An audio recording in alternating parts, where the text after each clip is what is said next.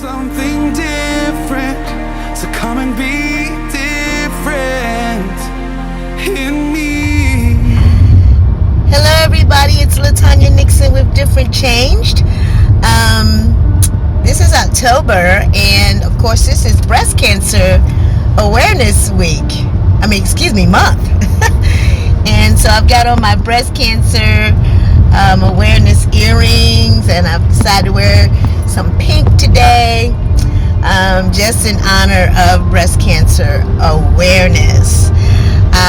Certainly for those of us who have survived this horrible illness, it certainly does lend itself to be grateful today. Grateful that we've made it through. And for those of you who are still yet going through treatment, or have recently been diagnosed, or whatever your situation is, or you're dealing with someone that you love who is battling the illness, just know that there is life on the other side of it. Okay, I am a living witness that there's life on the other side of it.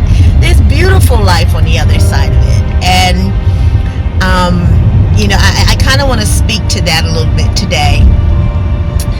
When I was diagnosed, I had no real predisposing factors for it. It just kind of came. And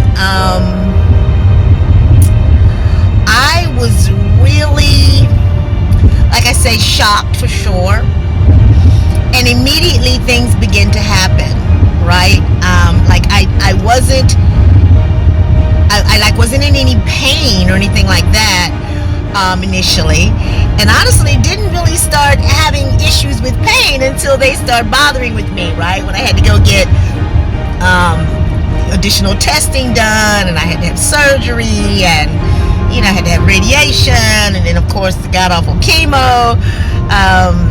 And I laugh. It's so funny that I'm actually laughing about it now, because I was looking at a video that I think I had done right when I found out I had to have chemo. I was devastated.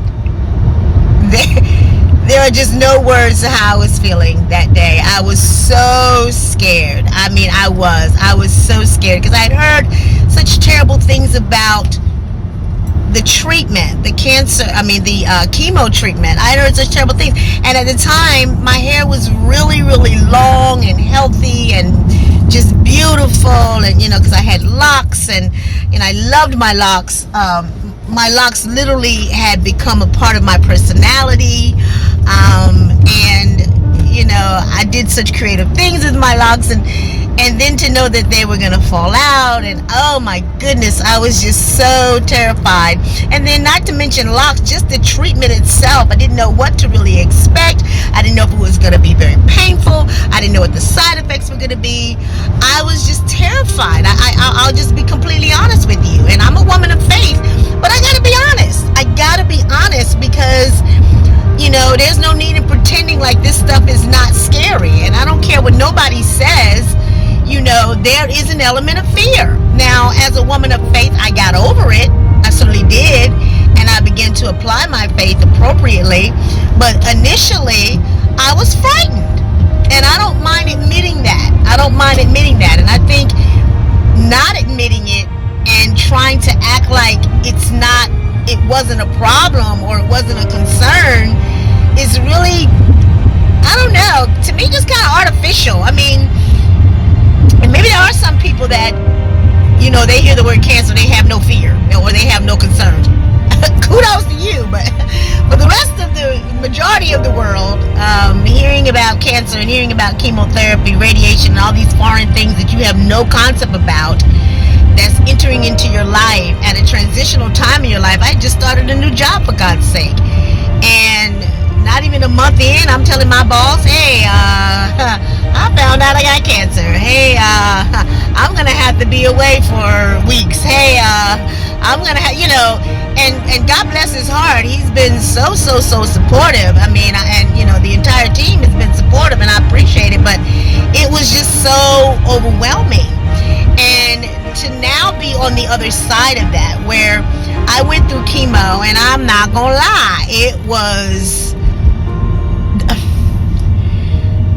The actual procedure itself was not painful after the first time. The first time was painful because I didn't have the port and they put it directly in my veins. Now, that was painful. That was painful. No doubt about it. But the procedure itself wasn't the painful part of it for me. It was the day after or the 2 days after the bone pain. And I've spoken about the bone pain many times, and not to scare anybody that has been recently diagnosed. Bone pain may not be your issue. Your issue may be excessive vomiting or dehydration or excessive diarrhea, none of which is pleasant. And so, or you may be blessed not to have any symptoms at all. Wonderful. And I hope and pray for you that is your experience. But for me, the bone pain was the most horrible part about it. And, losing my hair, that was just daunting at first. And then, after I lost my hair, sorry guys, driving. After I lost my hair, dealing with, again, the self-confidence issue.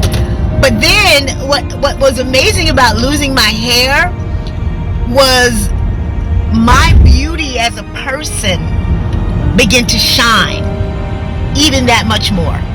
Like, I had my hair couldn't hide anything about me. Everything about me was like right there in front of you, right? Because there was, and I tried initially wearing wigs and stuff like that, but I was so hot. I was miserably hot to the extent that I couldn't wear wigs. I couldn't wear wigs. Like, it was horrible. Like, I was so hot. So I just, wore my bald head and ended up like really enjoying that experience. Like, it was pretty cool. I mean, I did interesting things with my makeup. I wore big earrings. I always liked wearing scarves and stuff like that. So I had accessories of scarves and things like that. Not on my head, but just like around my neck or whatever. And that was pretty cool. And I don't know. And I mean, and my head is small. And so I had kind of the cutest little head for a bald head, right? My head is like perfectly round. I have a really small head. And so I had a cute little head. And so it was amazing. And then my stylist and my son, I call him Jarrell, he did things with my makeup, and it was cool. It was cool. And I felt beautiful. I felt beautiful. And I just remember thinking, okay, this is pretty cool. And then when I stopped chemo, my hair started growing back a little bit, and I had like a little bit of hair, like about like that much. And I would use like this special brush to like curl it up and stuff like that. And it was a cute little curly little, not a fro, but just like a curly little do. And a little teeny weeny fro, I guess. But it was curly and cute. And then I started my maintenance treatment, and my hair started coming out, right? So my alopecia started, and I was like, what? Are you kidding me? And so I began doing a few little tricks with trying to hide that and just whatever. And then I thought, you know what? Let me try wigs again, because I had gotten myself to a little bit of balance with my whole being hot thing. And so I started just playing with wigs, and I found that I enjoyed it. Like, I really enjoyed it, and it's been fun. I've enjoyed doing different things and curling it, and doing different hairstyles and whatever. And so I said all that to say, again, to just encourage you that there is life after. Okay? There is life after. And, life doesn't stop while you're going through all this, right? Doesn't stop. But there is life after.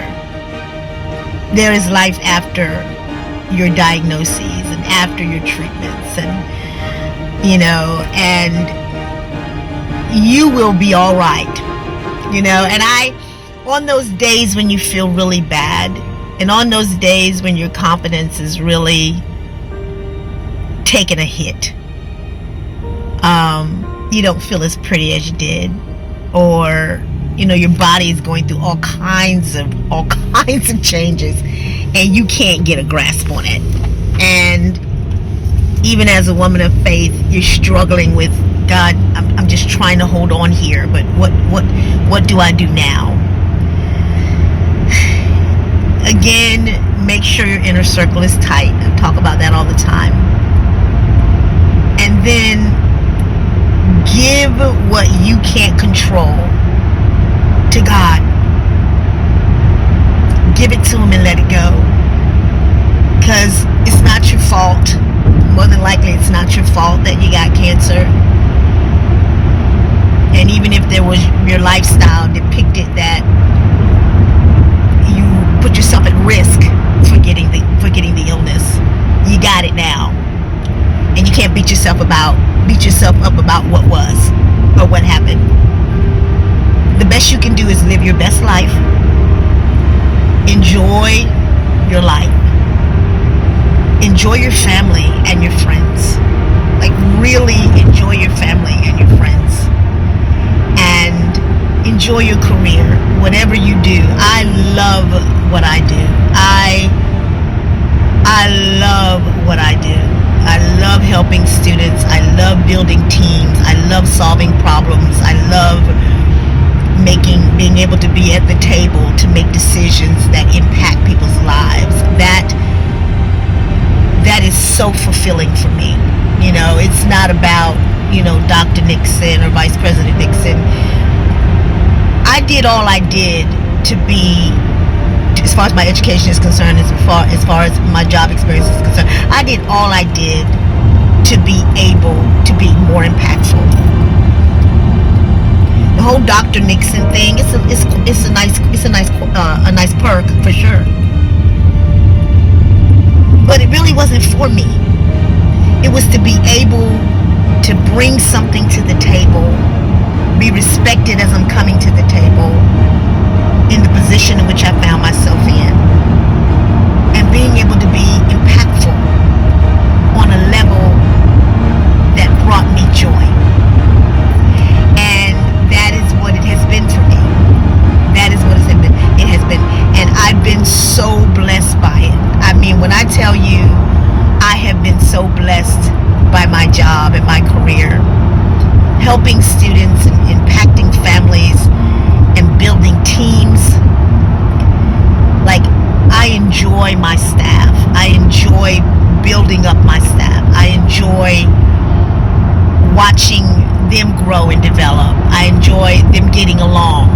I enjoy stepping in when they're not and trying to fix it, right? And trying to help them fix it. I enjoy it. And so I am perfectly suited for my career. I get a lot of pleasure out of it. Even on the days that I'm like, what in the world? I still get joy out of it because it makes me think.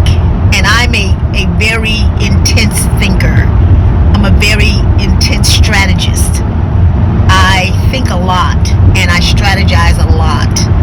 And, I think sometimes because I'm very friendly and accessible,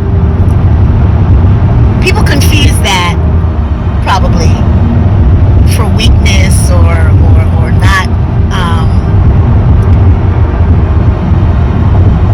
not being able to maneuver or not being able to perform the job well or whatever the situation may be. But when I tell you I'm a strategist,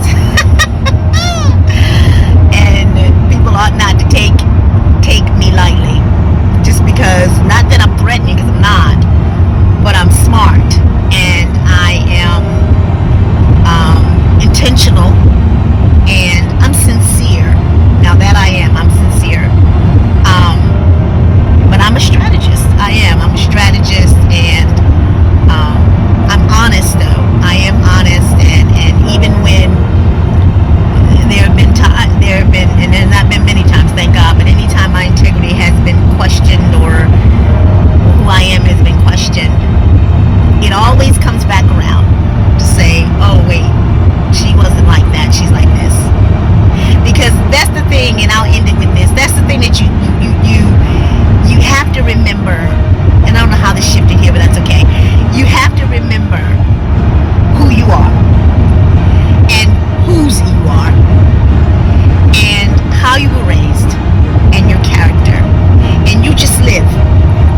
You just live. You live by who you are. You live by your standards. You live by your morals. You live by your principles, and you just live.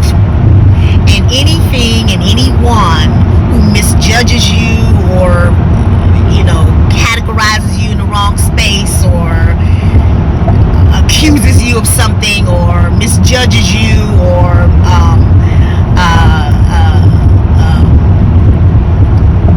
they don't get you or they don't or they underestimate you. That's what I was looking for. They underestimate you or whatever it is. You live. You do you, and you do you to the best of your ability. You be sincere. You know your stuff, and you present. And you live. and things just have a way of coming back around and go, oh wow, I was wrong about her. Or I've had people come back to me different times later in life and say, I misjudged you, or I didn't know that was who you are, or gosh, you're different from what I thought, and I'm like, okay, great, thanks. I never stopped being me. I never stopped being who I was, and I'll never stop being who I am, because I don't know any other way to be.